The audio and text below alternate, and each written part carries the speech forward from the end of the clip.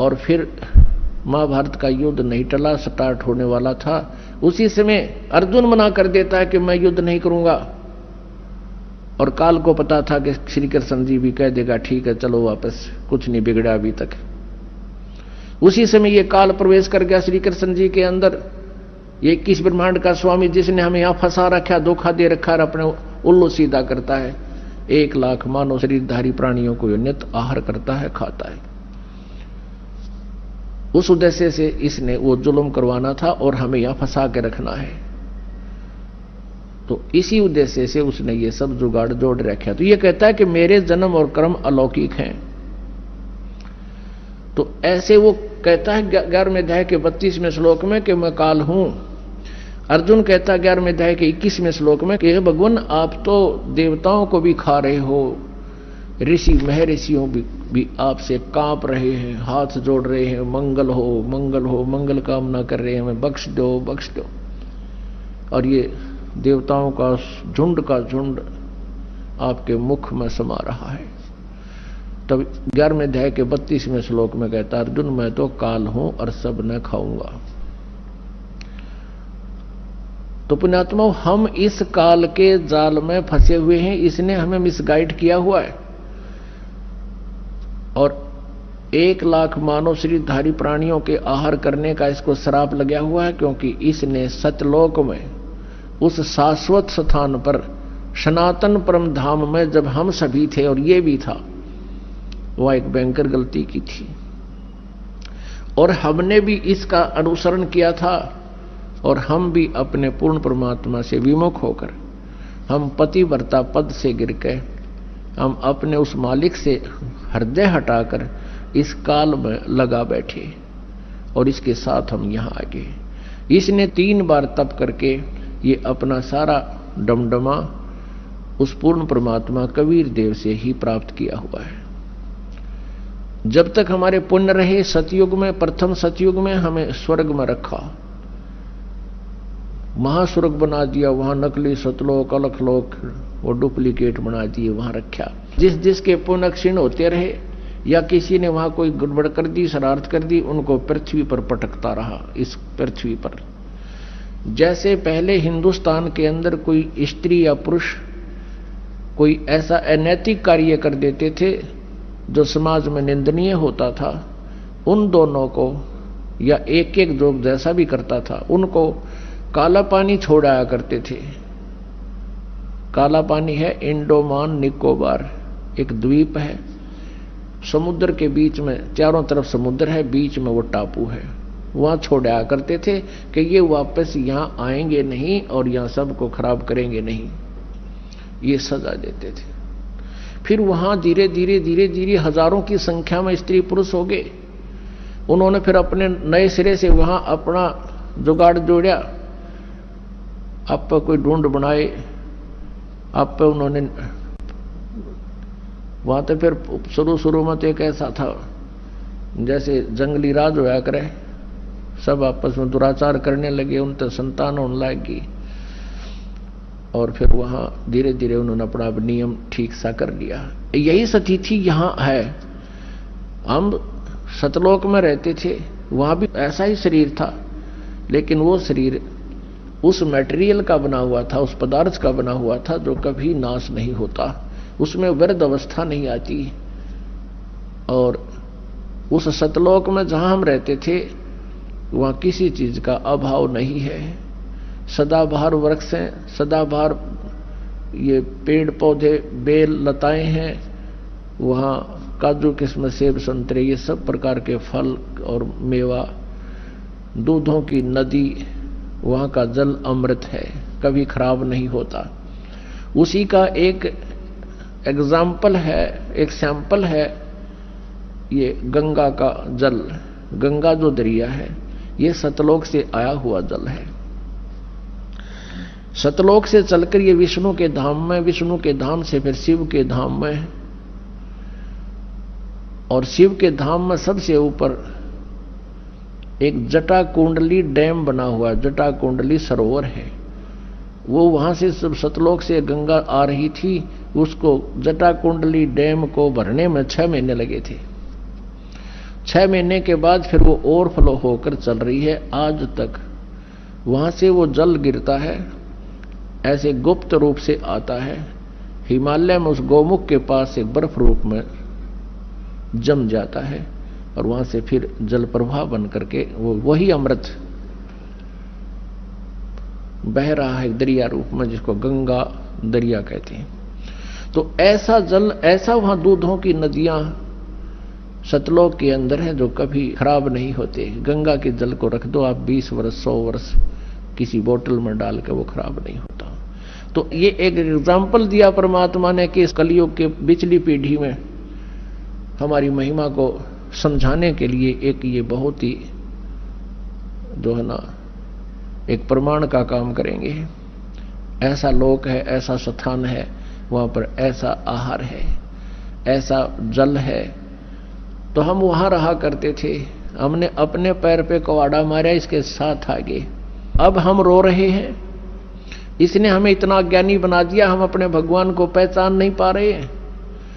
अपने नकली दूत बनाकर यहां नीचे भेज दिए और उनके द्वारा स्वयं ही उनमें प्रवेश करके या अपने रिमोट से गलत ज्ञान प्रवेश करके उनसे परमात्मा की परिभाषा बदलवा दी इस काल भगवान ने।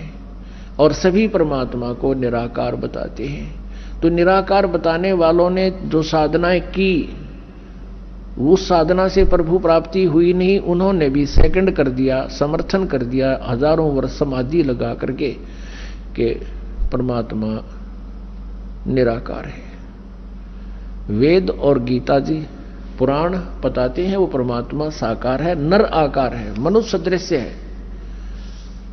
उन वेदों और गीता को सत्य मानने वाले ऋषि महर्षि भी नहीं समझ सके, क्योंकि उन्होंने लोक वेद आकाशवाणी से, अंदर की प्रेरणा से, अपने हठ योग से की गई साधना से काल ने उनसे यही निर्णय निकलवा दिया कि गॉड इज फॉर्मलेस, परमात्मा निराकार है। जबकि वो पढ़ते हैं, विद्वान पुरुष थे, संस्कृत जानते थे, पढ़ते भी थे, लेकिन उस अज्ञान के आधार को उन्होंने लोक वेद को मुख्य रखा। सदग्रंथों को भी वो मानते थे, ये भी मान्य है। लेकिन उन सदग्रंथों को अब इस दास पर कृपा हुई परमात्मा की देखा, उस परमेश्वर ने इस दास का ज्ञान योग खोल दिया। अब हम इधर से तो हिंदू धर्म को मानते हैं, हिंदू धर्म को मानते हैं तो हिंदू धर्म के हमने सदग्रंथों को भी मानना ही पड़ेगा। क्योंकि कोई भी प्रचार किसी देव का जो भी हमें सुनने को मिला, उन सुनाने वालों ने यही कहा कि हम शिव पुराण में ऐसा लिखा वहां से सुना रहे हैं, गीता जी में ऐसा लिखा है उसको वहां से सुना रहे हैं, शिव विष्णु पुराण में ऐसा लिखा है, दुर्गा पुराण में ऐसा लिखा है और वेदों में ऐसा लिखा है। तो उस समय हम सभी अशिक्षित थे, जनता अशिक्षित थी और संस्कृत भाषा के ग्रहण करने का, शिक्षा ग्रहण करने का एक ब्राह्मण वर्ग को ही अधिकार था। ऐसा नियम बनाया हुआ था कि ब्राह्मण विद्या ग्रहण करेंगे और बाकी 4 वर्ण बना दिए थे, वो अपना अपना कार्य अलग करेंगे। इस आधार से अन्य जनता शिक्षा ग्रहण नहीं करती थी। तो इन शिक्षा ग्रहण करने वालों को, यानी संस्कृत भाषा के जानने वालों को वेदों का ज्ञान नहीं था। संस्कृत भाषा जरूर थी, पढ़ लेते थे, लेकिन वो समझ नहीं सके। वेद पढ़े पर वेद न जाने, ये बच्चे पुराण 18। जड़ को अंधे पत्ते खोआवे, ये भूल गए सिरजनहारा। वेद पढ़े पर वेद न जाने, ये बच्चे पुराण 18।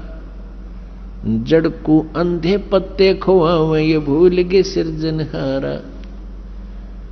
तो जिस कारण से इस काल ने हमें यहां गुमराह किया हुआ है, उस अज्ञान को हटाने के लिए परमेश्वर स्वयं आते हैं, अपनी प्यारी आत्माओं को ये ज्ञान बताते हैं, जन्म मृत्यु से छुटकारा पाने का विधान बताते हैं। वो यथार्थ भक्ति, वो यथार्थ मंत्र जिससे मोक्ष हो सकता है और हमारे प्रारब्ध में आने वाले संकट कष्ट, जो जन्म जन्मांतर के पाप हमारे जीवन में लिख दिए गए हैं, उनको केवल कबीर देव, वो कबीर परमेश्वर ही नाश कर सकता है। जैसे पुण्य से सुख होता है, पाप से कष्ट होता है, दुख होता है। जब तक हमारा पाप नहीं कटेगा हम सुखी नहीं हो सकते। तो उस पाप को काटने वाले केवल कबीर गॉड है, कबीर जी परमेश्वर जी ही वो है। अन्य कोई प्रारब्ध के किसी भी पाप का या किसी भी पाप का और प्रारब्ध के कष्ट का निवारण नाश नहीं कर सकता, केवल कबीर देव कर सकता है। अपुण्यात्माओं, किसी के पैर में कांटा लग गया हो और ये अज्ञानी ऋषि महर्षि क्या कहा करते थे, जैसे कोई संकट निवारण करने के लिए ऋषि महर्षि संतों के पास जाते थे, प्रथम तो वो जंतर मंत्र बताते थे, ऐसा कर ले, ऐसा जाप कर, इतना 1000 जाप ये कर ले, 11,000 गायत्री जाप कर ले, क्या 1100 रुपये का ये भंडारा करवा दे। सब कुछ कराने के उपरांत भी कोई लाभ नहीं होता था। तो वे क्या कहते थे, वो अज्ञानी और वेद ज्ञानहीन ऋषि महर्षि गुरु ब्राह्मण, कि ये तुम्हारे प्रारब्ध का कष्ट है, तुम्हें भोगना ही पड़ेगा। उदाहरण देते थे, श्री कृष्ण जी ने श्री राम रूप में सुग्रीव के भाई को मारा था, बाली को धोखा देकर वृक्ष की ओट लेकर। वो उसके प्रारब्ध में लिखा गया था। उस प्रारब्ध के कर्म का भोग श्री कृष्ण रूप में विष्णु जी ने भोगना पड़ा। फिर हम चुप हो जाते थे, हमारे पास तर्क नहीं था, तर्क की गुंजाइश नहीं थी, लेकिन आत्मा में हार नहीं थी। हम ये सोचते थे कि नहीं, भगवान ऐसी कोई शक्ति है जो हमें लाभ अवश्य देगा, क्योंकि आत्मा परमात्मा से परिचित है कि वो परम शक्ति है। लेकिन अज्ञान ने इसके ऊपर इतने आवरण छा दिया कि ये विश्वास नहीं कर पाती, और लेकिन ये रुक भी नहीं पाती। और जिस कारण से ये कभी किता झाड़े लाने वालों के पास, किता को भूत प्रेतों के जंतर मंत्र करणियों के पास, किसी ऋषि महर्षियों के पास, या किसी मंदिर और मस्जिद गुरुद्वारों में जा जाके अपनी मन्नतें मांगते हैं, और आखिर में ज्यों के त्यों ही रह जाती हैं। क्योंकि वहां वो विधान, वो सिद्धांत नहीं है, वो मंत्र नहीं है जिससे प्रारब्ध का नाश हो सके। तो एक आम विधान बन गया, सभी ने ये फाइनल कर दिया कि लिखे हुए कर्म का भोग तब भोगना ही पड़ेगा। पाप नाश नहीं हो सकते, पाप कट नहीं सकते, और पाप कटे बिना सुख नहीं हो सकता। जैसे किसी के पैर में कांटा लगा हो और वो किसी से बताए कि मेरा पैर में दर्द बहुत हो रहा है, उसने पैर को धो साफ करके बता दिया कि तेरे पैर में कांटा लगा है, और वो व्यक्ति यूं कहे, ये वो जो बताने वाला कि कांटा लगा है, और वो ये कहे कि कांटा तो निकलेगा नहीं, अब जूते पहन ले, भविष्य में कांटा नहीं लगेगा। कांटा लगे पैर में जूता पहना नहीं जा सकता, कांटा निकले पीड़ा कम हो। फिर इस डर से जूता पहनेगा वो प्राणी के, हे भगवान कहीं फिर कांटा ना लग जाए, उसकी पीड़ा बहुत होती है। तो ऐसे ही जो व्यक्ति ये कहते हैं, पहले तो जंतर मंत्र बताते हैं वो संत गुरु ऋषि महर्षि, और फिर उनसे कोई लाभ नहीं होता है तो कह देते हैं कि ये तुम्हारे प्रारब्ध का कष्ट है, ये तो तुमने भोगना ही पड़ेगा, ये तो आजीवन भोगना पड़ेगा, और भगवान की भक्ति कर ले, भविष्य में दुख नहीं होगा। पुण्यात्माओं, जिस व्यक्ति के ऊपर कोई आपत्ति आई है और उसको राहत मिले नहीं, वो सपने में भगवान ना याद करे, वो कर ही नहीं सकता। अब वो पाप रूपी कांटा निकले जिससे पीड़ा टेंशन हो रही है, और फिर वो व्यक्ति भक्ति करे इस डर से, राम नाम का जूता पहनेगा, हे भगवान कहीं फिर बिजली ना गिर जा, इस डर से, इस भय से फिर वो सदा भक्ति करेगा, मर्यादा में रहेगा, क्योंकि उसने आपत्ति को झेल कर देख लिया उसमें कितनी पीड़ाएं होती हैं। और कोई ये कहे कि ये तो कष्ट बना ही रहेगा, आगे भक्ति कर ले, वो सपने में भी नहीं कर सकता भक्ति। ऐसे तो नास्तिक हो गए, पूरा चीन नास्तिक हो गया, जिसमें विश्व की आधी के लगभग जो है जनसंख्या है, और पूरा रूस नास्तिक हो गया। जो पहले सब आस्तिक थे, महात्मा बुद्ध को माना करते थे, उनको महात्मा मानकर, संत मानकर उनकी शिक्षाओं को ग्रहण किया उनके पूर्वजों ने, लेकिन आध्यात्मिक लाभ नहीं मिला। औपचारिक ज्ञान जो महात्मा बुद्ध ने बताए तो आम माता पिता अपने बच्चों को बता देता है, लेकिन जब तक उसके पास समाधान नहीं है, परमात्मा का सहयोग साथ नहीं है, और वो मंत्र ने जिसे पाप नाश हो, जीव परमात्मा को नहीं मान सकता। और काल यही चाहता है कि नास्तिक हो जाए, कलयुग में विशेषकर। उससे पहले कोई नास्तिक नहीं था। द्वापर तक आप देख लो, सब इतिहास है, चारों वर्ण भक्ति किया करते थे, परमात्मा से डरते थे, आसरा रखते थे भगवान पर। कलयुग में एक विशेष परमात्मा की और काल का एक विशेष वार्ता और संधि हुआ है, एक कंप्रोमाइज हुआ है कि काल ने परमेश्वर से जो पहली बार भगवान रूप बदल कर आए थे, रूपांतर करके अपने पुत्र जोगजीत के नाम से, तो काल ने कहा था भगवान 3 युगों में जीव कम ले जाना, और कलयुग में जब चौथा युग आवे, उस कलयुग में आप कितने ही जीव निकाल ले जाना। तो काल ने ये सोच रखा था कि कलयुग में इनको ऐसा बना दूंगा, सतयुग त्रेता द्वापर में इनके पुण्य रहेंगे, और कलयुग में वो पुण्यहीन हो जाएंगे, और अन्य ना जाने कितने पंथ बना दूंगा, ना जाने कितने धर्म बना दूंगा, और इनको नास्तिक कर दूंगा। और आज उसने वो सब काम कर रखे हैं। तो परमेश्वर ने कहा था कि ठीक है, सतयुग त्रेता द्वापर में कम जीव ले जाऊंगा, और चौथा युग में मैं आप देख लूंगा तेरे को। अब ये वार्ता फिर बताएंगे, आज प्रसंग कुछ और है। अब कहने का भाव ये है कि जब तक हमारा पाप नाश नहीं होगा, कांटा नहीं निकलेगा, तो पीड़ा मिटे नहीं, और पीड़ा नहीं मिटेगी तो जूता पहना नहीं जा सकता। ठीक इसी प्रकार जो दुखी आत्मा यहां आते हैं, यदि वह परमात्मा परमेश्वर कबीर जी की जो हम दास नियम बताता है, मर्यादा बताता है, उस मर्यादा में रहोगे तो आप पर कष्ट नहीं रहेगा। आप ये सोच कर आते हो कि आज ही जादू मंत्र जंत्र कर दे गुरुजी, और फिर हम अपने राज्य गुरुजी अपने, नहीं, ये काम हम नहीं करेंगे। परमात्मा का उद्देश्य है कि तुम यहां आओ, इस ज्ञान से परिचित हो। कुछ ऐसी राहत तो आपको प्रथम दिन ही मिल जाएगी जो सच्चे दिल तक रो का यहां समर्पित होगा। समर्पित का अर्थ है कि हम जो भी मार्गदर्शन आपको करें, भाई बीड़ी शराब मांस तंबाकू नहीं पीनी है, अन्य किसी देवी देवता की भक्ति जो तुम पहले करते थे वो नहीं करनी है, इन सभी मर्यादाओं को जो हृदय से मानकर समर्पित होता है, उसी दिन से राहत शुरू हो जाती है। लेकिन हमारे भक्त और कुछ वो स्वयं भक्त पुस्तक आदि ज्ञान सुनकर पढ़कर आते हैं, तो उनकी धारणा ये होती है कि बार चल कर देखता हूं, राहत मिलेगी तो ठीक है, नहीं तो नहीं। ऐसे व्यक्ति को यहां कति राहत नहीं मिलेगी, चाहे आइयो चाहे मत आइयो। हमारा उद्देश्य है कि आपको राहत तो अवश्य मिलेगी, गारंटीड मिलेगी, आपके ऊपर कोई कष्ट नहीं रहेगा, मेरे से लिखवा लो तुम। लेकिन जैसे हम कहें ऐसे करते रहो। आपको बार बार यहां बुलाने का उद्देश्य है कि आप भगवान से परिचित हो जाओ, और परिचित होने के बाद फिर अननेसेसरी डिमांड खत्म हो जाएंगी, जिनके कारण हम भगवान से दूर होते चले जाते हैं, जिनकी हमें आवश्यकता नहीं। और फिर आप देखना प्रतिदिन भगवान कितने सुख देगा, आपकी सोच भी नहीं सकते। तो वो परमात्मा, वो स्वयं इस ज्ञान को और पाप नाश करने वाले मंत्र, इस समाधान को स्वयं ही लेकर आते हैं। किसी भी सदग्रंथ के अंदर सोहम मंत्र नहीं है। परमेश्वर ने कहा कि सोहम शब्द हम जग में लाए, और सार शब्द हमने गुप्त छिपाए।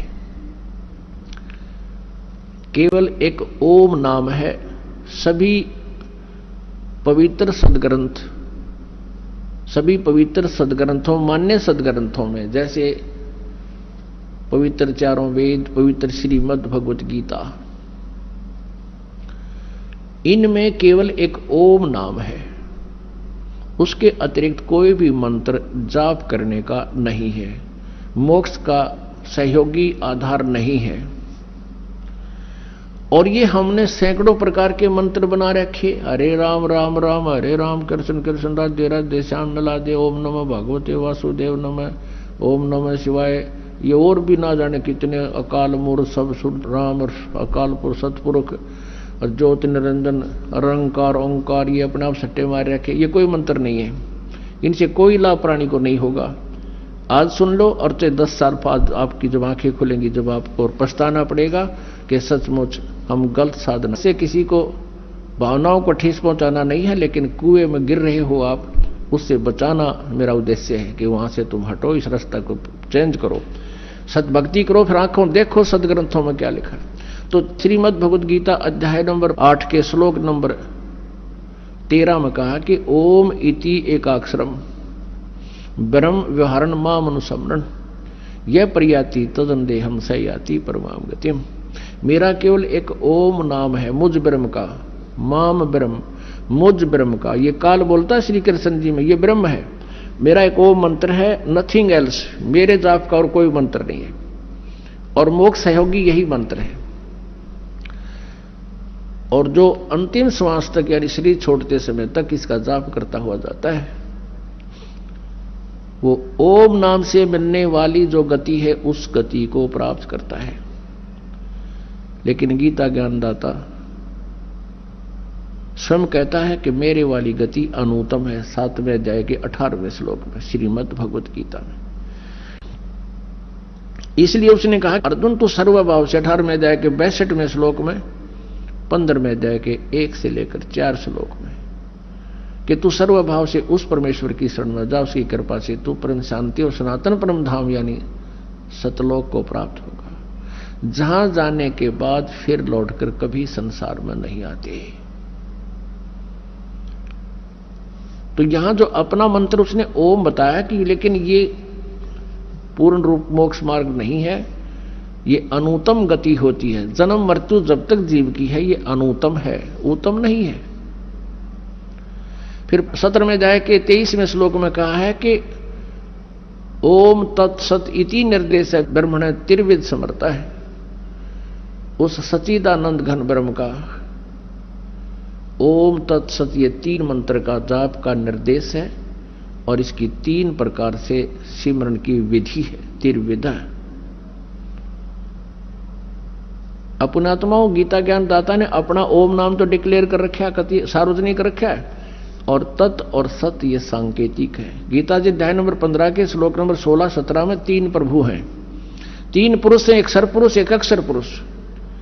और 15वें अध्याय के 16वें श्लोक में सरपुरुष और अक्षर पुरुष। 17वें में कहा कि उत्तम पुरुष है तू अन्य परमात्मा इति उदारते है, वो श्रेष्ठ प्रभुता इन दोनों से, सरपुरुष और अक्षर पुरुष से भी कोई और है, और वही तीनों लोगों में प्रवेश करके सबका धारण पोषण करता है, वो अविनाशी परमात्मा है।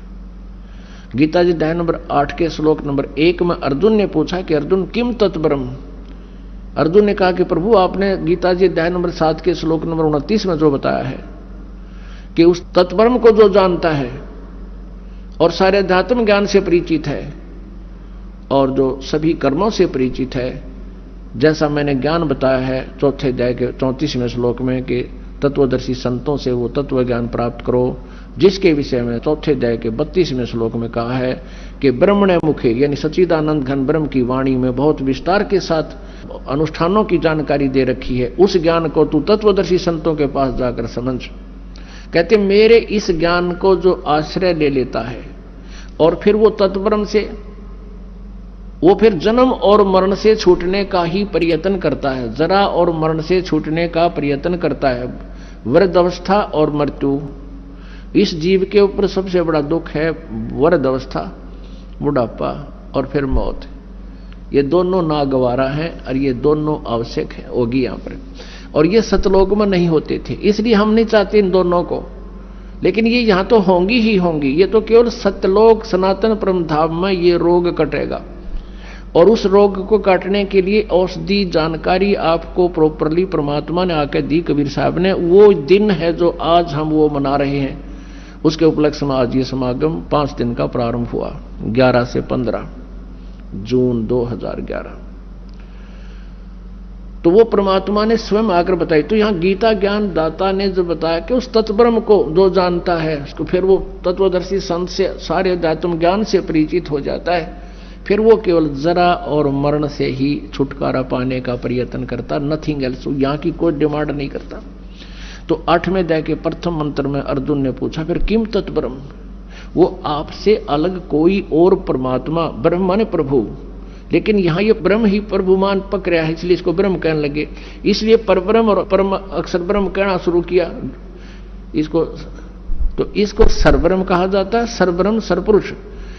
और नेक्स्ट जो प्रभु है इससे बड़ा स्वामी है परब्रह्म, जिसको अक्षर पुरुष का है 15वें अध्याय के 16वें श्लोक में सरपुरुष और अक्षर पुरुष दो बताए। तो ये गीता ज्ञान दाता कहता है वो परम अक्षर ब्रह्म है। वो 15वें अध्याय के 17वें श्लोक में कहा कि उत्तम पुरुष है तू अन्य, वो श्रेष्ठ परमात्मा तो कोई और है, और वही तीनों लोकों में सबका धारण पोषण करता है, सबका मालिक है, सबके दुख का निवारण वही करता है, सबको लाभ वही देता है। गीता जी के 15वें अध्याय में उल्टे लटके हुए संसार रूपी वृक्ष का विवरण है 1 से लेकर 4 तक। फिर उसी को आगे डिटेल दिया है कोड वर्डों में। जैसे जड़ पूर्ण परमात्मा है इस संसार रूपी वृक्ष की, वो सतलोक में रहता है सनातन परमधाम से, और उससे बाद में जो तना है ये अक्षर पुरुष समझो, और सर पुरुष ये डार है। उस डार के फिर 3 शाखाएं हैं, ब्रह्मा जी, विष्णु जी, शिव जी, और पात रूप संसार है। तो उस पौधे को, पेड़ को खुराक कहां से मिलती है, आहार कहां से मिलता है, वो जड़ से। तो तीनों लोकों में प्रवेश करके वो पूर्ण परमात्मा ही सबका धारण पोषण करता है। जिसने जैसा कर्म किया है उसी के आदेश से ब्रह्मा विष्णु महेश वहीं से जो चलकर आता है उसी को देते हैं। ये कोई परिवर्तन नहीं कर सकते। केवल कबीर परमेश्वर आपको अधिक दे सकता है, आपके पाप का भी नाश कर सकता है। तो वो परमात्मा हमें सुख देने के लिए और सतलोक से चलकर आता है, और अपने यथार्थ ज्ञान को भी वो परमेश्वर ही बताता है। अपने द्वारा रची हुई सृष्टि को भी वही परमेश्वर ठीक ठीक बता सकता है, ये वेद बताते हैं। तो ओम नाम है ये ब्रह्म का। 17वें अध्याय के 23वें श्लोक में ओम तत्सत जो कहा है, ये ओम तो ब्रह्म का, सरपुरुष का। अब 15वें अध्याय के 16 और 17 में 3 प्रभु, 3 पुरुष बताए हैं। एक सरपुरुष तो ये ब्रह्म है, 21 ब्रह्मांड का स्वामी। अक्षर पुरुष ये परब्रह्म है जो 7 शंख ब्रह्मांड, नील पद्म शंख ब्रह्मांड का स्वामी। और उत्तम पुरुष है तो अन्य 15वें अध्याय के 17वें श्लोक में कि उत्तम पुरुष, पुरुषोत्तम, असली भगवान, वास्तव में प्रभु परमेश्वर, वो तो इन दोनों से, सरपुरुष और अक्षर पुरुष से कोई अन्य है। वो परम अक्षर ब्रह्म है। वो परम अक्षर ब्रह्म ही सबका धारण पोषण करता है। वो अविनाशी परमात्मा, तो वो कबीर परमेश्वर है। वो परम अक्षर ब्रह्म स्वयं अपने ज्ञान को बताने के लिए आए, और उनके जो तत् और सत मंत्र हैं, ये तत् तो है इस अक्षर पुरुष का, तत् ये सांकेतिक है, ये दास बताएगा। और सत जो है ये भी सांकेतिक है, ये परम अक्षर ब्रह्म का, यानी जो उत्तम पुरुष तो अन्य है, उस परमात्मा का कोड वर्डों में ये मंत्र है। और वो सांकेतिक शब्द इस दास के पास है। इस काल के 21 ब्रह्मांडों में इस दास के अतिरिक्त वर्तमान में कोई भी ना तो सत्य ज्ञान रखता है और ना ही उनके पास कोई सत्य साधना है, मोक्ष मार्ग नहीं है।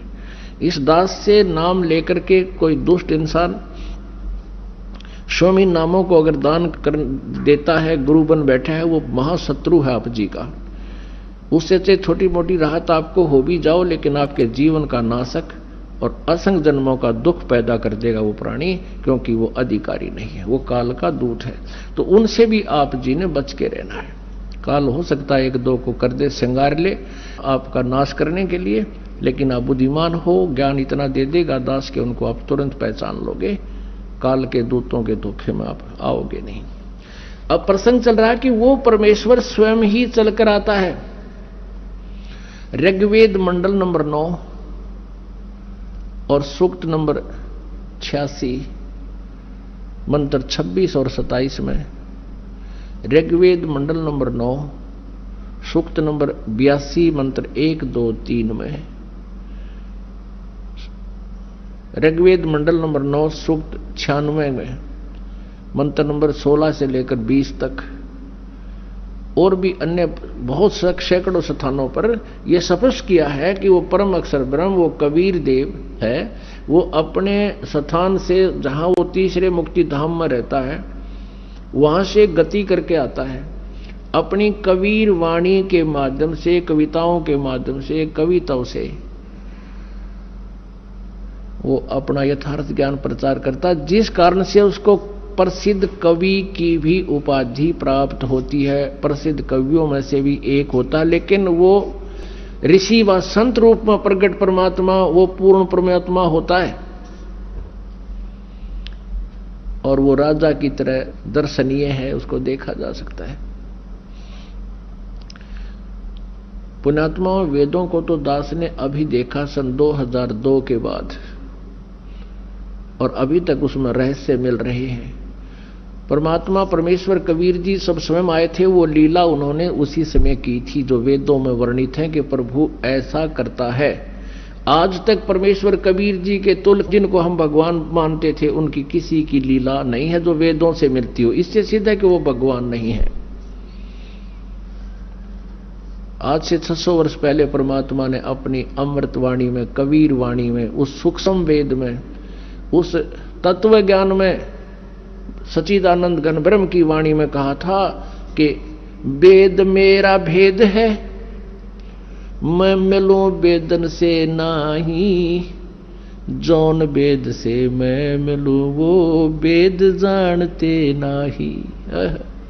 परमात्मा 600 वर्ष पहले कहा था कि चारों वेदों मेरी महिमा गा रहे हैं, और गीता जी चारों वेदों का कोड वर्डों में सांकेतिक एक सारांश संक्षिप्त में लिखा हुआ है।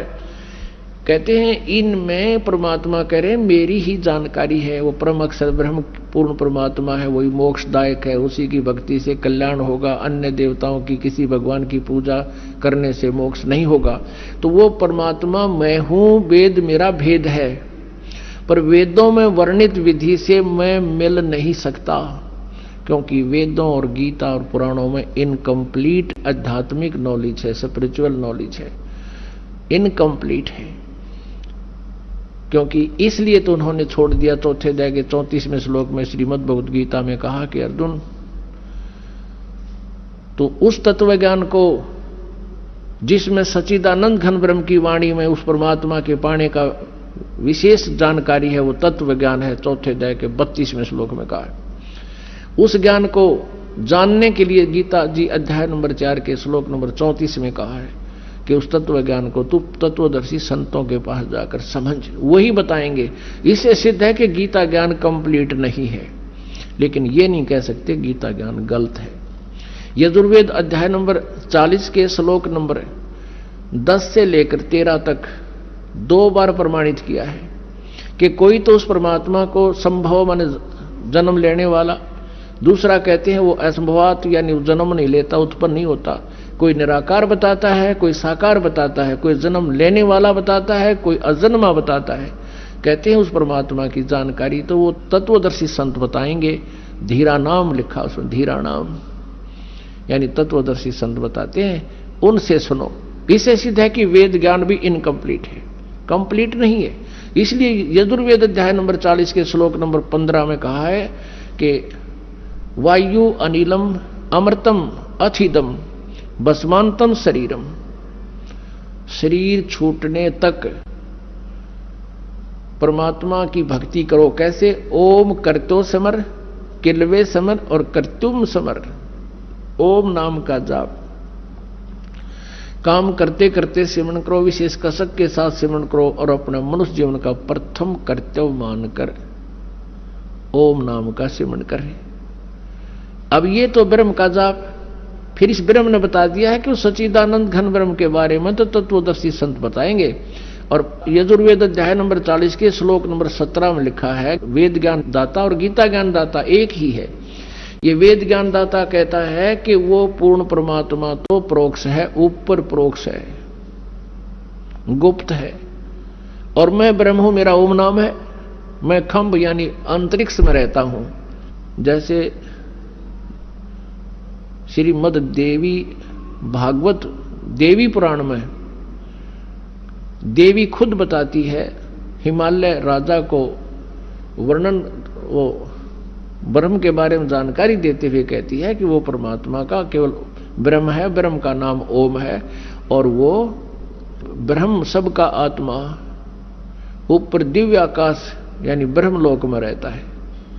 और ये खुद यजुर्वेद के 40वें अध्याय के 70वें श्लोक में, यानी 40वां अध्याय यजुर्वेद का अंतिम अध्याय है और 70वां मंत्र भी यजुर्वेद का अंतिम मंत्र है। इसमें दोनों भगवानों का अलग अलग निर्णय दे दिया कि वो पूर्ण परमात्मा तो परोक्ष है, ऊपर गुप्त है, और मैं ब्रह्म हूं, मैं खंभ यानी अंतरिक्ष में स्वर्ग में रहता हूं, मेरा ओम नाम है। That's all.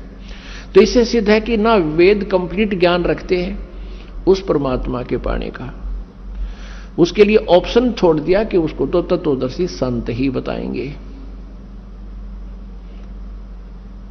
तो परमेश्वर कबीर देव जी 600 वर्ष पहले कहा करते थे, वेद मेरा भेद है, मैं मिलूं वेदन से नाही, और जौन वेद से मैं मिलूं। ये वेद जानते नहीं, ये चारों वेद मेरी महिमा गाते हैं, लेकिन इन वेदों में मेरे पाने का विधान नहीं, संविधान नहीं, कोई ज्ञान नहीं, मंत्र नहीं। और जौन वेद से, जिस विधान ज्ञान से, जिस मंत्र से मेरी प्राप्ति हो, इन वेदों में वर्णित नहीं है, वेद नहीं जानते। और वेद तो खुद कह रहे हैं कि वो तो तत्वदर्शी संत बताएंगे। वो तत्वदर्शी संत की भूमिका करने भी स्वयं ही परमेश्वर आए थे, ना जीव तत्वदर्शी नहीं हो सकता। अध्यात्म ज्ञान से जीव परिचित नहीं हो सकता भगवान की रची सृष्टि को, और जीव उससे उत्पन्न प्राणी कैसे बता देगा। ये ब्रह्म भी, ब्रह्मा विष्णु महेश भी, और दुर्गा भी, ये सभी देवता भी, और यो काल भी, ब्रह्म भी और परब्रह्म भी, ये सब उस परमात्मा से उत्पन्न है। तो परमात्मा के द्वारा उत्पन्न की गई सृष्टि को उसके बालक नहीं बता सकते, संतान नहीं बता सकती, तो पिता ही बतावे। उसके बताने के बाद तो हम बता सकते हैं, उनकी से सुनी हुई, जैसे दास आपको बता रहा है। तो ऐसे उस परमेश्वर ने 600 वर्ष पहले इस कलयुग में, वैसे तो परमात्मा चारों युगों में आए हैं, चारों युगों में ऐसे ही आते हैं। ये खुद बताते हैं कि सतयुग में सत सुकृत कटेरा, त्रेता नाम मुनिंदर मेरा, द्वापर में करुणा में कहाया, और कलयुग नाम कबीर धराया। परमात्मा के हैं चारों युगों में आए हम। और फिर कलयुग में जब आए परमात्मा, जब उन्होंने ये लीला की, ऐसी ही लीला प्रतिबार करते हैं। नवजात शिशु का रूप धारण करके वो कमल के फूल पर कहीं स्वच्छ स्थल पर प्रकट होते हैं, वहां से कोई दंपत्ति जो निसंतान होते हैं वो उठा ले जाते हैं, और फिर परमात्मा कोई अन्न आहार नहीं करते हैं बालक रूप में।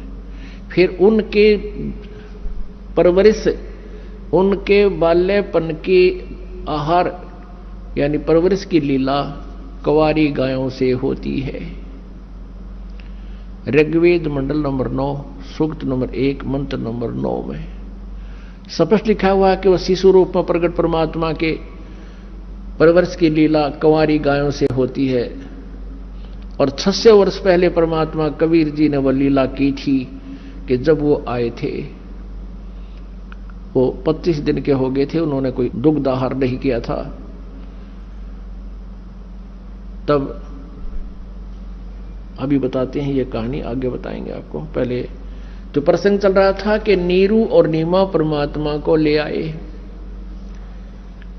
और कोई कह रहा है ये ब्रह्मा है, कोई कहे विष्णु जी का अवतार है, कोई कहे शिव जी का अवतार है, ये तो कोई कहे में तो देवता नजर आता है। देवता कहते हैं ये तो कोई और परम शक्ति है, आकाश से वो डिस्कस कर रही है।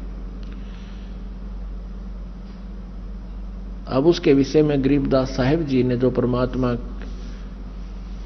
की लीला को परमेश्वर कबीर जी द्वारा प्राप्त दिव्य दृष्टि से असंख्यों वर्ष पहले का भी ज्ञान दिया, संख्यों वर्ष पहले का, युगों पहले का भी, और हमारी उत्पत्ति जन्म का भी ज्ञान दिया। तो परमेश्वर के प्रकट होने का भी 600 वर्ष पहले जो कैसे आए थे, फिर क्या लीला हुई थी, क्या बताते हैं। जल थल पृथ्वी गगन में बाहर भीतर एक, पूर्ण ब्रह्म कबीरे हैं अवगत पुरुष अलेख। सेवक हो के उतरे इस पृथ्वी के माही, जीव उदाहरण जगत गुरु बार बार बलि जाही। जीव उदाहरण जगत गुरु बार बार बलि जाऊं मैं। गरीबदास जी कहते हैं उस परमात्मा के ऊपर बलिहारी हूं, न्योछावर हो जाऊं मैं जिस निशान मोल ज्ञान। और एक दास बनकर, एक जुल्हा बनकर, एक गरीब इंसान बनकर अपने एक सभ्य नागरिक की तरह हर तरह की जो क्वालिटी एक भक्त या अच्छे नागरिक में होनी चाहिए, और एक अच्छे भक्त में हो, दास में हो, गुरु का दास जो बने, शिष्य बने। और एक पूर्ण संत में जो क्वालिटी होती है, जो गुण होते हैं, उन सभी को परमात्मा ने स्वयं ही पूर्ति करके दिखाया कि यदि तुमने भगवान चाहिए तो जैसे मालिक ने एक उदाहरण पेश किया, एक सैंपल पेश किया, एक गरीब के घर जन्म दिखाया, जन्म नहीं हुआ उनका, एक बिल्कुल निहायत गरीब जुल्हे के, जैसे वो नीरू नीमा जुल्हे क्यों कहवाए, जुल्हे क्यों कहलाए, उनके पास पहले तो जो पूजा का पैसा आता था उससे वो अपना निर्वाह करते थे, और फिर वो पूजा का पैसा आना बंद हो गया क्योंकि हिंदू रहे नहीं, शिव कथा वो कर नहीं पा रहे थे, तो उन्होंने जुल्हे का काम शुरू कर दिया क्योंकि सस्ते में शुरू हो जाता, 4 लठ गाडे और धागा पूरा और काम शुरू हो गया।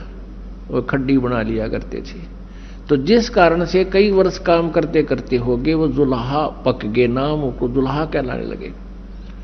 और फिर परमात्मा भी अपने लीला करते थे, माता पिता तो वो नहीं थे, वो तो वैसे उनको मिले थे, फिर भी अपने माता पिता के व्यवसाय में एक नेक संतान ने खूब मदद करनी चाहिए। ये पढ़ाई वाली बीमारी तो ईव लागी कि पढ़ाई का उद्देश्य मनी मेक हो गया हमारा, और पहले ये नहीं थी, पहले संतान का उद्देश्य अपने माता पिता पूर्वज के उस व्यवसाय में ही सहयोग देना होता था, और फिर इसको आगे चल के आप करते रहते थे। और वो ऐसे हम 4 युग बिताए और तब भी हमारा बढ़िया गुजारा होता था। लेकिन अब ये शिक्षा मालिक ने दिलवानी थी हमारे को, और इस शिक्षा ने हमारे ऊपर बिजली गिर दी, हम बेईमान बना दिए, और हर तरह से पता नहीं के ये बना लूं वो बना लूं, और जो काम करना है उसको भूल गए। तो इसलिए हम 4 अक्षर किसी लैंग्वेज के समझ कर नो सोचा पता नहीं क्या बन गया, अंग्रेजी सीख लिया तो अंग्रेजी में बोल लगा नो टीटी पाक जाएगा। अरे भाषा है तो सिंपल बोल ले, आम आदमी बतला ले, इस तरह बात कर ले, और चाहे अंग्रेजी में बोल ले, अपना विचारों को दूसरे तक पहुंचाना। फिर हम बड़े प्रभावित होते हैं, बड़ा विद्वान है। पहले संस्कृत बोलने वाले से हम प्रभावित होते थे, ये गच्छामी गच्छामी कर देते, उसके मुंह का नहीं देखे जाते, कुछ समझ में आती नहीं, हनु कहते वाह भाई वाह बड़ा विद्वान है। ऐसे वर्तमान में 2-4 संस्कृत के सेंटेंस बोल देता है, तो कति एजुकेटेड पर्सन है, कोई बात हुई है। वही भाषा है, हम अपनी सिंपल लैंग्वेज में लोकल लैंग्वेज बात करा, वही वो लैंग्वेज है। जिसने अध्यात्म ज्ञान नहीं और भगवान का डर नहीं, वो एकान्य का आदमी नहीं, चाहे सारी लैंग्वेज जानता हो। तो कहने का भाव ये है कि परमात्मा ने वो एक अच्छे संतान वाली भी लीला करके दिखाई, और एक परम संत की भूमिका निभाई, पूरा अध्यात्म ज्ञान को अपना अमृतवाणी में खोल खोल के बता दिया। 600 वर्ष पहले भगवान बताया करते, आज हमारे सदग्रंथ उसकी गवाही दे रहे हैं कि ठीक यही ऐसा ही लिखा। तो इससे भी परमात्मा के पहचानने में हमें बहुत सहयोग मिलेगा कि कबीर इज गॉड। जिन वेदों को, पुराणों को, गीता जी को हमारे गुरु ब्राह्मण नहीं जान सके, ऋषि महर्षि नहीं समझ सके, और जिसको हम अनएजुकेटेड कहा करते थे, ये अज्ञानी लोग, ऋषि नकली महर्षि कहा करते हो, तो मूर्ख था, अज्ञानी था, अक्षर ज्ञान नहीं था, इसलिए उठपटांग भाषा बोला करता था, वेदों की निंदा करता था, देवताओं के बारे में गलत बोलता था। आज सारा का सारा जो मालिक ने बोला वही हमारे इन सदग्रंथों में लिखा हुआ विद्यमान है, जिनको हम शिरोधार्य मानते थे। गरीब सेवक होके उतरे इस पृथ्वी के माही, जीव उदाहरण जगत गुरु बार बार बलि जाहि। जीव उदाहरण जगत गुरु यानी पूरे विश्व को ज्ञान देने वाले परमात्मा कहते हम बैरागी ब्रह्म पद सन्यासी महादेवे, सो हम मंत्र दिया शिव जी को वो करे हमारी सेवे। कहते हैं हम बैरागी ब्रह्म पदे, हम ही एक संत बनकर और शंकर जी को मिले थे और इनको हमने मंत्र दे रखा है तो ये हमारी सेवा माने पूजा करता है। अब जैसे हम देखा ना भगवान शिव जी किसकी पूजा करता है, हम प्रश्न करा करते नकलियां तय न करते भगवान विष्णु की पूजा करता है। और भगवान विष्णु किसकी, बोला शिव जी की। ठीक, हमें कुछ ज्ञान था ही नहीं, हम उनके इन सट्टा में सेट हो जाते थे। अच्छा हाँ बस ठीक है।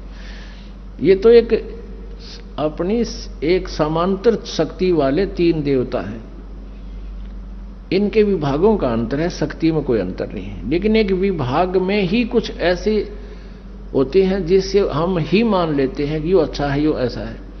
जैसे एक होम मिनिस्टर है और एक सैर सपट्टा मंत्री यानी पर्यटक मंत्री, तो शक्ति में अंतर नहीं है, उसके विभाग में लाभ में अंतर है, इतना फर्क है। और पावर एक जैसी है, एक जैसी डेजिग्नेशन है, एक जैसे एमएलए से वो बने हुए होते हैं। तो ऐसे ही तीन भगवान हैं, रजगुण विभाग के ब्रह्मा जी मंत्री, सतगुण विभाग के विष्णु जी मंत्री और तमोगुण विभाग के शिव जी मंत्री। और इनके पिता जो ब्रह्म है ये इनके फादर हैं। ये 21 ब्रह्मांड में यानी प्रत्येक ब्रह्मांड में as a chief minister role करता है, ये समझ लो। और प्रधानमंत्री फिर सब चीफ मिनिस्टरों से सुप्रीम होता है। ऐसा जानने के लिए फॉर एग्जाम्पल है, तो ये 21 ब्रह्मांड का जो मालिक है ये ब्रह्म है। और इसमें तीन एक विभागीय मंत्री अपने पुत्रों को बनाता है। दुर्गा ब्रह्मा विष्णु महेश जी की माता है। और ऐसे इन असंख्य ब्रह्मांडों में कुल मालिक कबीर देव है, वो परम अक्षर ब्रह्म है, कबीर जी है। वो स्वयं बालक रूप बनकर धारण करके आए इस अध्यात्म ज्ञान को बताने के लिए। इसलिए वो जगत गुरु शब्द मालिक ने गरीबदास साहिब जी ने मालिक के लिए बोला है। काशीपुरी कष्ट किया उतरे अधर अधारे, मोमिन को मुजरा हुआ जंगल में दीदार। काशीपुरी कष्ट किया यानी काशी के लिए प्रस्थान किया। उतरे अधर आधार यानी ऊपर से एज इट इज किसी मां के जन्म ने लिया, वहां से ऊपर से उतरे, वहां से चलकर आए। जैसे ऋग्वेद मंडल नंबर 9 सूक्त नंबर 86 मंत्र नंबर 26-27 में दो मंत्र बहुत अजब समझनिया होता कोई कि वो परमात्मा ध्युलोक के तीसरे पृष्ठ पर तीसरे भाग में विराजमान है ऊपर, वहां से गति करके आता है। वो कबीर देव है और विद्युत जैसी गति से जल्द सी गति से वो आता है, जैसे बिजली आया करे 1 सेकंड में, और अपनी अच्छी आत्मा को प्राप्त होता है। वो अपने रूप को सरल करके, क्योंकि वहां परमात्मा का जो सतलोक में शरीर है मनुष्य जैसा है, वहां भी भगवान उसके एक रोमकूप में करोड़ सूर्य मिला दे, करोड़ चंद्रमा, उनकी रोशनी भी उस मालिक के एक रोमकूप के नूर के सामने फीकी है, हल्की पड़े है, इतना तेजों में है वो। एज इट इज वहां या आ जा तो हमारे तो उल्लू की तरह आंखें बंद हो जाए, हम देख नहीं सकते चरम दृष्टि से।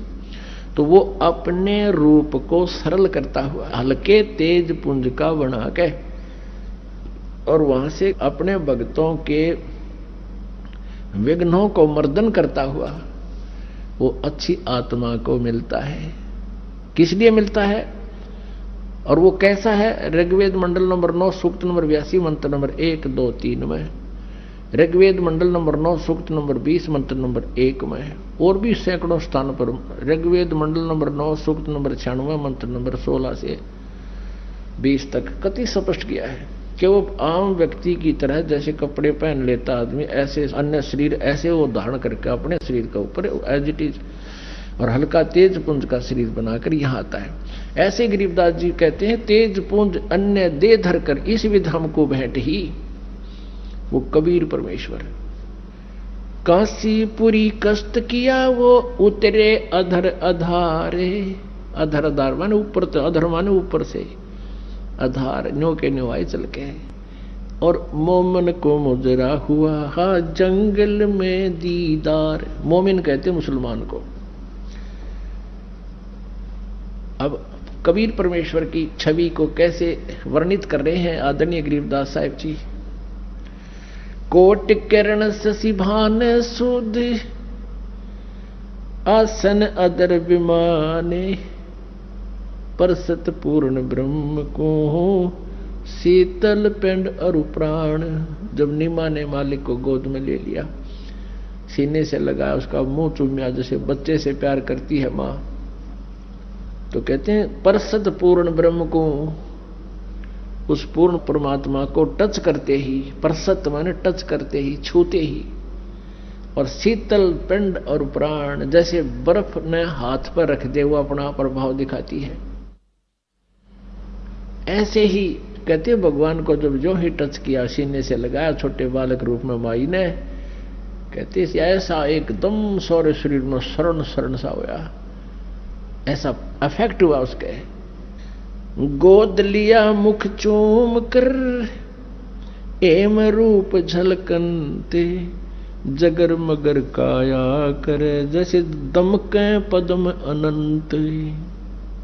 नीमा ने गोद लिया, मुख चूम के प्यार किया अपने बच्चे के तुल्य, और कहते हैं हेम रूप झलकंत। हेम माने हिम, परमात्मा का रूप। स्नो वाइट, यानी को कपड़ा खरीदने जाते हैं ना बाजार में, सफेद कपड़े न्यू का आग्रह भाई कति सफेद दे दे, स्नो वाइट यानी बर्फ जैसी सफेदी वाला। तो यहां कहते हैं गरीबदास जी चित्रण कर रहे हैं, गोद लिया मुख चूम कर हिम रूप झलकनते, स्नो वाइट बर्फ जैसा सफेद नूर मालिक का, और जगर मगर काया करे जैसे दमके पद्म अनंत। इतना सुंदर शरीर उस बालक का, जैसे शरीर से नूर निकल रहा हो, महसूस हो रहा है, इतना प्यारा लग रहे हैं, इतना जैसे उसमें पद्म झलक रहे हो।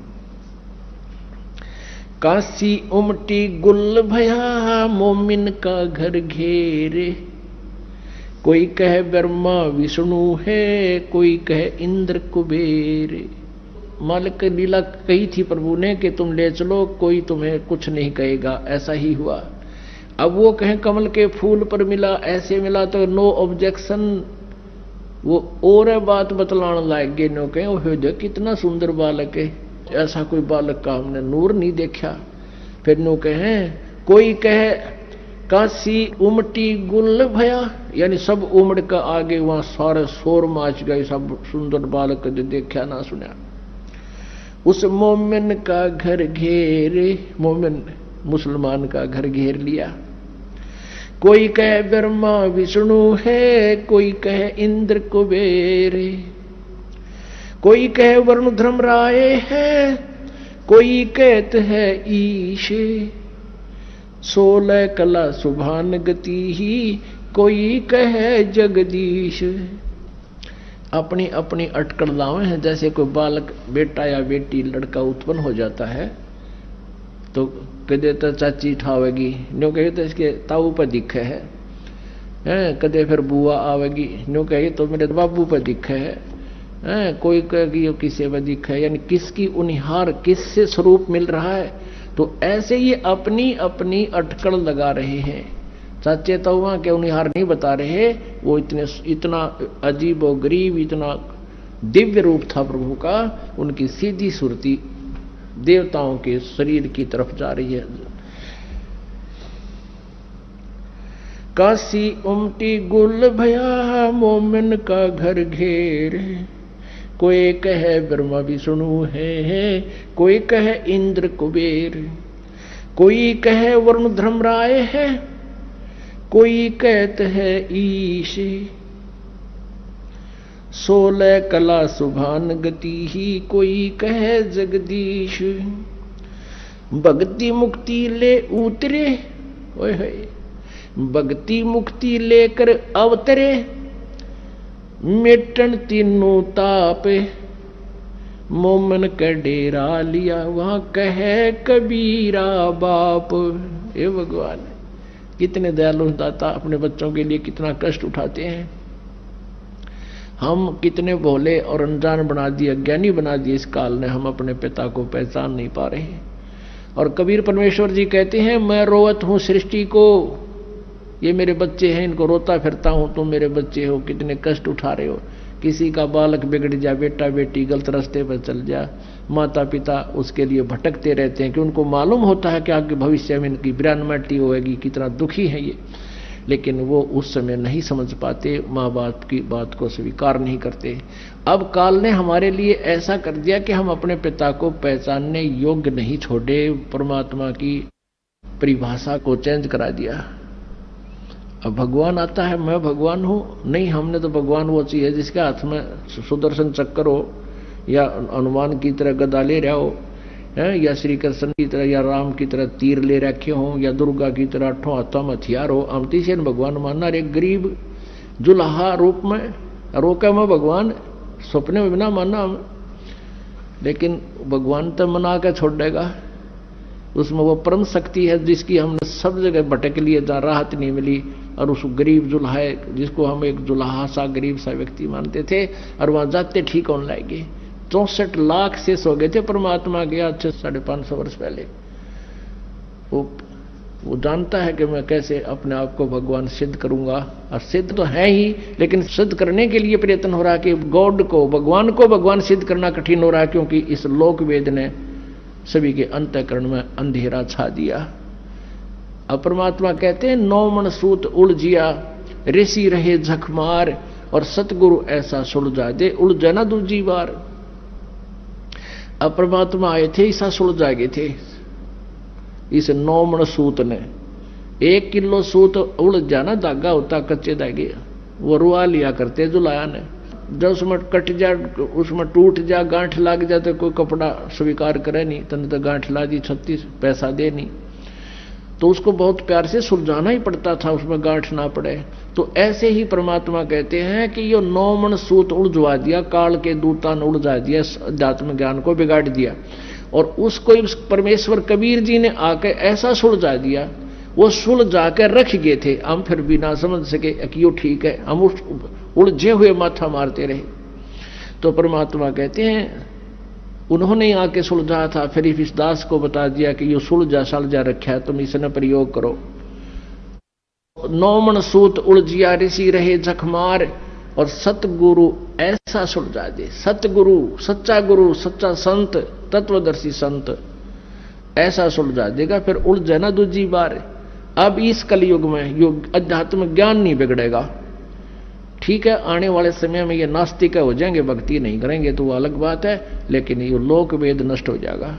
ये सच्चा ज्ञान सदा के लिए इस कलयुग में पूरा चलेगा, जब तक भक्ति चाहने वाले प्राणी रहेंगे। मालिक ने जब तक इसका निर्धारित समय रखा हुआ है। भक्ति मुक्ति ले उतरे, ये मेटन तीनों ताप है। अब कबीर परमात्मा कहा करते, तुम कौन राम का जपते जापम, अर्थात मिटे ना तीनों तापम। तुम श्री राम श्री कृष्ण की भक्ति करते हो, उनको 3 ताप के अंतर्गत श्राप लगा हुआ था। श्री विष्णु जी को श्राप दिया था, 3 ताप के अंतर्गत आता ये श्राप भी। नारद जी ने वो श्री राम रूप में वो श्राप भोगना पड़ा। फिर उसने गलत कर्म किया था, जैसे धोखा दिया था श्री राम जी ने, सुग्रीव के भाई वाली को मारा था ओट लेकर वृक्ष की, वो भोग भोगना पड़ा श्री कृष्ण जी रूप में, श्री विष्णु जी ने। तो कहते हैं, तुम कौन राम का जपते जापम, अर्थात कटे ना थरे तीनों तापम। अब यहाँ पे गरीबदास साहब कह रहे हैं, वो तीनों ताप मेटन खातिर स्वयं परमात्मा आए, वो औषधि बनाकर रख गए कबीर वाणी में। और ये कबीर पंथी भी नहीं समझ सके, क्योंकि जब तक उस मालिक की रजा ना हो, क्योंकि वेद और ग्रंथ गीता जी ये हमें अभी तक इसलिए एक बहुत पहाड़ नजर आते थे कि ये संस्कृत भाषा में लिपिबद्ध थे। अब पर इन्होंने कुछ थोड़ा बहुत अटकल उटकल ला के कुछ हिंदी भी कर दी, जो थोड़ी बहुत ठीक, कोई गलत भी किया। गलत नहीं, हम ठीक कर लेंगे, क्योंकि हमारे को वो ज्ञान है जो सूक्ष्म वेद में सही है। उस सूक्ष्म वेद से जो थोड़ा बहुत फेर बदल इन्होंने कर दिया, तो हम तुलना करके उसको ठीक कर लेंगे। तो वो ज्ञान वेदों का और गीता का अब हमारे समझ में आ रहा है।